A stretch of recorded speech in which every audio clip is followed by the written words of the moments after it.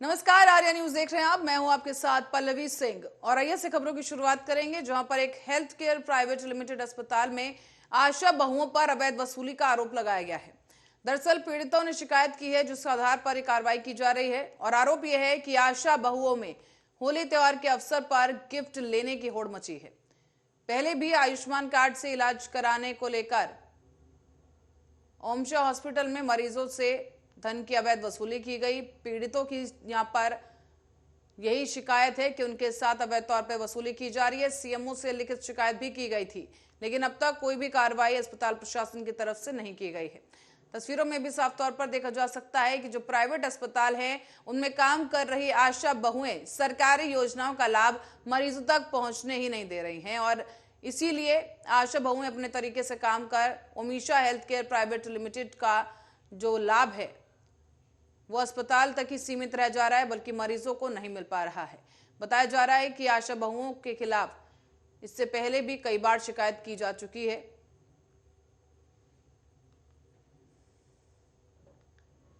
भी आपके द्वारा संज्ञान में लाया गया है, उसकी जांच कराते हैं और देखते हैं कौन कौन कैसे ये जा रही हैं आशाएं वहाँ पे, और अगर कोई दोषी पाया जाएगा तो कार्रवाई की जाएगी।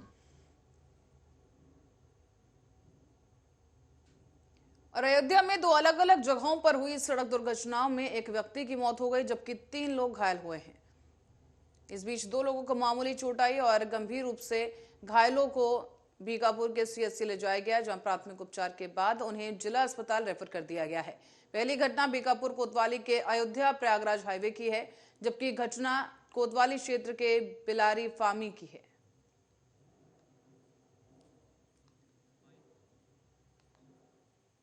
मुख्यमंत्री योगी आदित्यनाथ ने गोरखपुर समेत समूचे प्रदेशवासियों को बधाई देते हुए कहा है कि सनातन संस्कृति के पर्व हजारों वर्षों से धर्म, सत्य और न्याय के मार्ग पर चलने की प्रेरणा देते आ रहे हैं। किसी का शोषण ना हो, सबके साथ न्याय हो, इसी को हमारा ऋषि परंपरा और राम राज्य कहा गया है। हमें याद रखना चाहिए कि भक्ति, सत्य और न्याय के मार्ग का अनुसरण करने वाले की सदैव जीत होती है। होलिका दहन का भी यही संदेश है। सीएम योगी आदित्यनाथ ने ये संदेश देते हुए सभी को शुभकामनाएं दी हैं होली पर्व की। और पांडेहता में होलिका दहन उत्सव समिति की ओर से आयोजित किए गए होलिका दहन शोभा यात्रा के अवसर पर तमाम लोग उपस्थित रहे, जिन्हें संबोधित करने के लिए सीएम योगी आदित्यनाथ पहुंचे।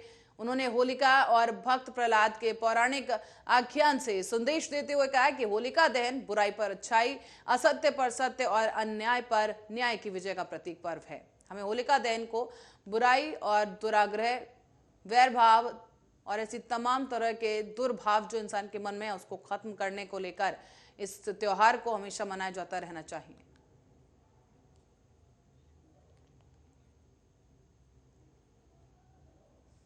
और कानपुर देहात में जमीन के बंटवारे को लेकर एक पिता ने लाइसेंसी बंदूक से अपने ही बेटे को गोली मार दी है। इस गोलीकांड में बेटे की मौत हो गई और घटना के बाद से इलाके में सनसनी का माहौल है।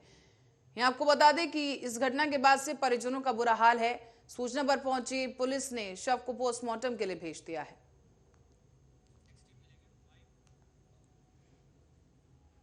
मथुरा के थाना गोविंद नगर के अंतर्गत श्रीजी बाबा आश्रम पर गौरक्षक दल मथुरा और राष्ट्रीय बजरंग दल मथुरा की ओर से गौवंश से भरी इको गाड़ी भूतेश्वर चौराहे पर पकड़ी गई है। लगभग 500 केजी मांस पकड़ा गया और इस दौरान गौ तस्कर के पास से अवैध मांस बरामद हुआ है।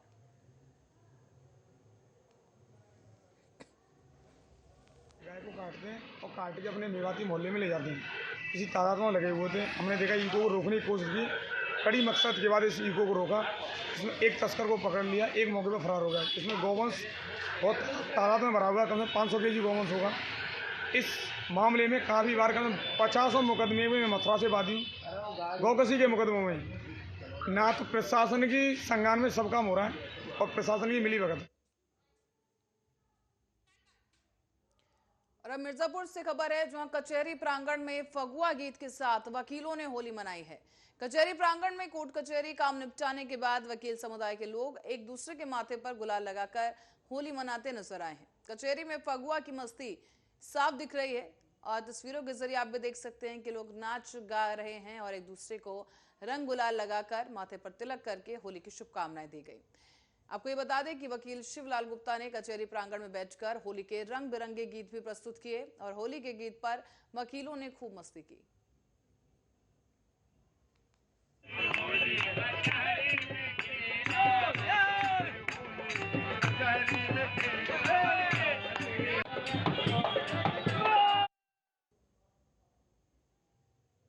मिर्जापुर के चुनार बाजार में अधिकारियों ने छापेमारी की और इस कार्रवाई के दौरान भारी मात्रा में मिलावटी खोया बरामद हुआ है। खोए को ट्रैक्टर पर लादकर परेड ग्राउंड में जमीन में दफना दिया गया है।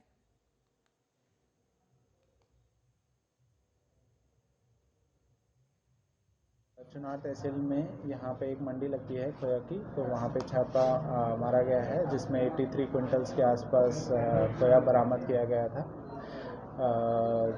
प्राइमा फेसाई वो सब के सब में मिलावट थी, फंगस लगा हुआ था, उसमें बदबू भी बहुत ज़ोर से आ रही थी और कई जगह कमरों में मिलावटी उसको फैला के उसमें मिलाते हुए भी पकड़े गए हैं और सब जब ही हम मौके पे पहुँचे सब के सब भाग लिए और वहाँ पे कोई भी उसको।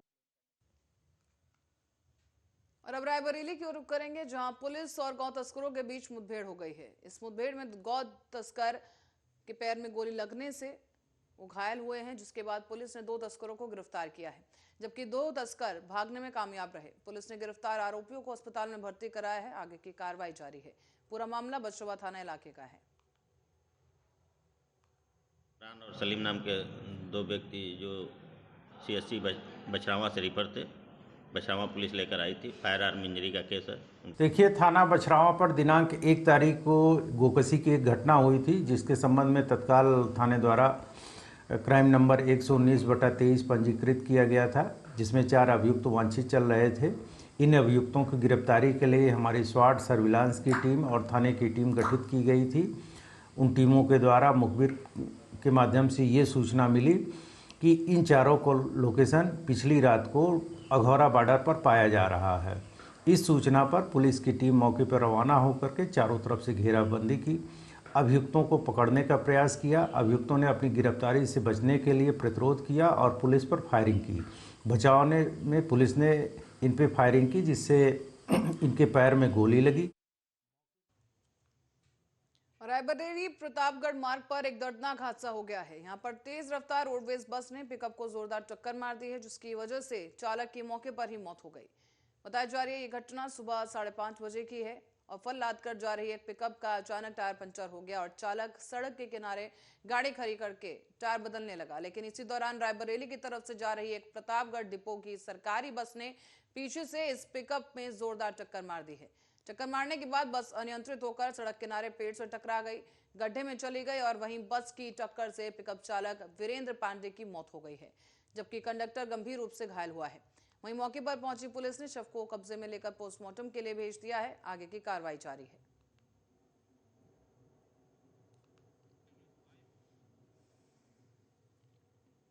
रामनगरी अयोध्या में एक मंदिर ऐसा भी है जहां रोज बदलते हैं पुजारी और अलग अलग पुजारी हर रोज यहां पर पूजा करते हैं। धर्म से ऊपर उठकर मंदिर में सेवादारी की जाती है और श्री विघ्नेश्वरनाथ महादेव मंदिर है ये, जहां रोज पुजारी बदल जाते हैं और लेकिन इसके लिए मंदिर समिति की तरफ से साल भर में पुजारियों का एक कैलेंडर भी बनाया जाता है। मंदिर समिति के सभी सदस्य रोज मंदिर की साफ सफाई करते हैं। अयोध्या से करीब 35 किलोमीटर की दूरी पर यह मंदिर है, जहां पर आए दिन पुजारी बदलते हैं और इसी बारे में विस्तार से हमारे संवाददाता पहुंचे हैं, जिन्होंने जाना है और क्या कुछ कहना है वहां के पुजारियों का, ये वो आपको सुनाते हैं। अयोध्या मंदिरों के लिए जाना जाता है। अगर बात करेंगे रामनगरी अयोध्या की, तो जहां एक तरफ राम जन्मभूमि मंदिर निर्माण का कार्य तीव्र गति से चल रहा है, तो वहीं दूसरी तरफ नागेश्वर नाथ का भी मंदिर जाना जाता है अयोध्या में।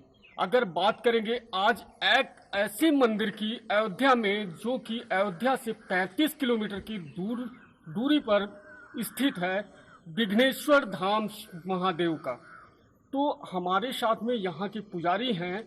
अगर इस मंदिर की बात करेंगे तो इस मंदिर में रोजाना आरती पूजा होती है, लेकिन एक सवाल होता है कि यहाँ पर एक पुजारी नहीं, यहाँ पर हर एक दिन बदले जाते हैं पुजारी।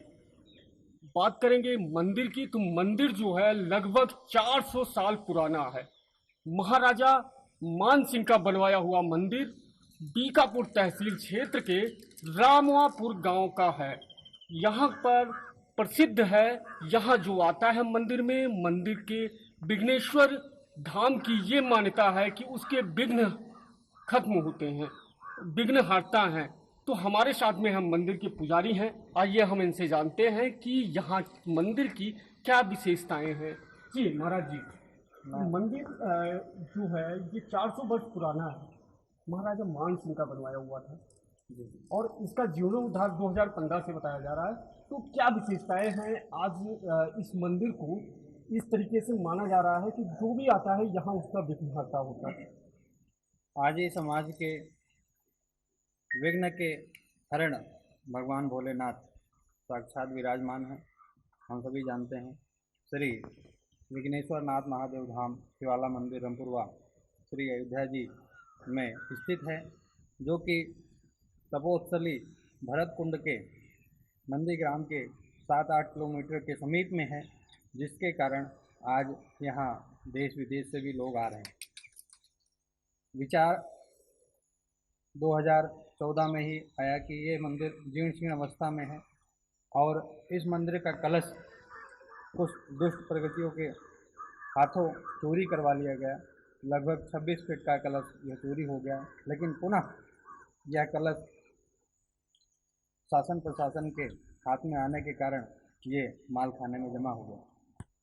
2015 से अनवरत समाज के यहाँ के क्षेत्र के आस पड़ोस के सभी समाज के लोगों ने मिल करके लगभग 30 से 40 लाख रुपए अभी तक इस मंदिर में समाज द्वारा खर्च हुए हैं और उसमें हम सभी कार्यकर्ता बंधु के नाते समाज के सभी वर्गों को लेकर के कोई छुआछूत नहीं, कोई भेदभाव नहीं, कोई ऊंच नीच नहीं और 365 पुजारियों को हम सबने जोड़ा।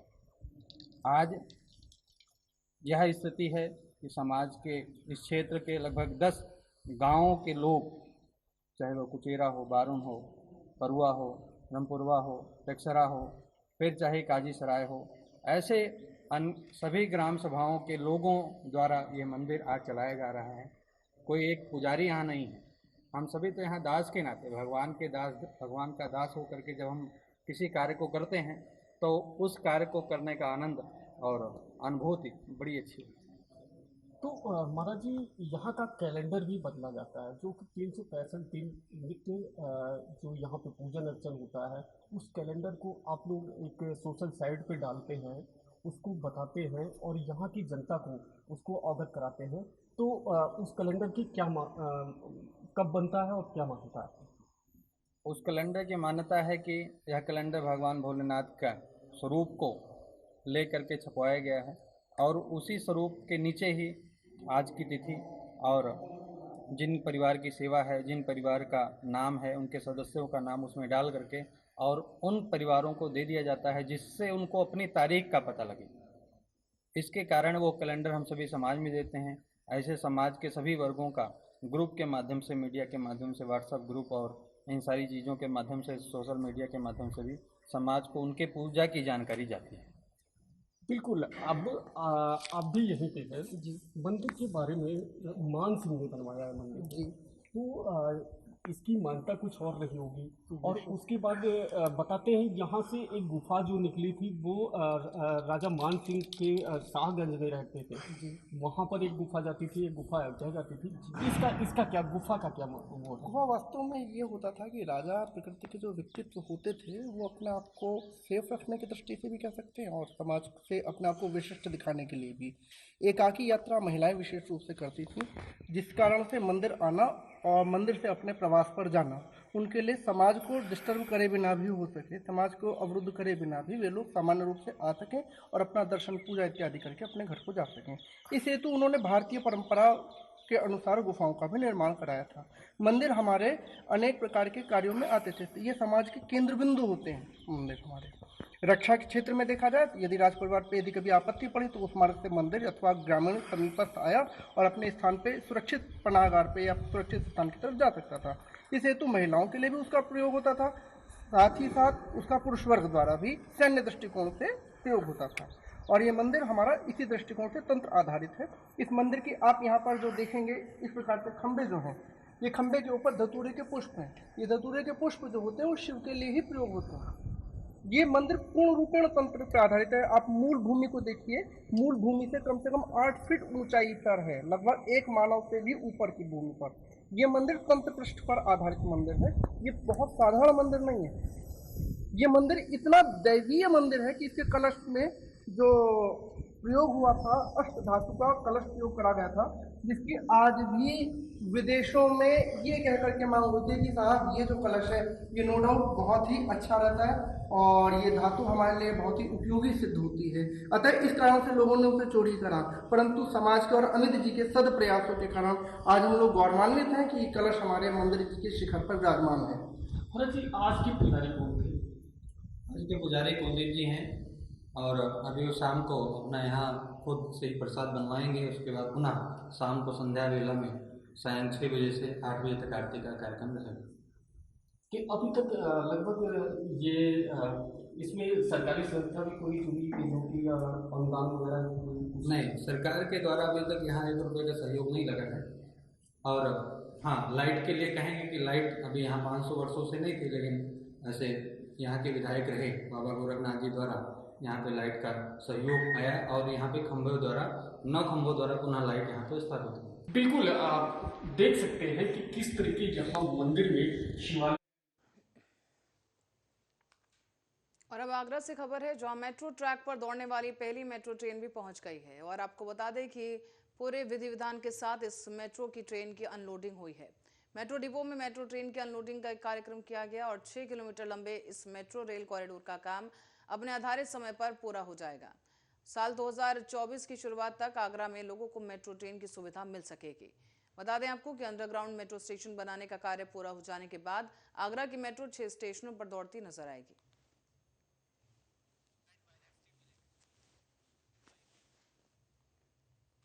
और हमीरपुर की राज कोतवाली पुलिस को बड़ी सफलता मिली है। पुलिस ने अंतर जनपदीय वाहन चोरों को गिरफ्तार कर लिया है। उनके पास से 10 मोटरसाइकिल बरामद की गई और गिरफ्तार चोरों के पास से पुलिस ने अवैध तमंचा और कारतूस भी बरामद कर लिए हैं।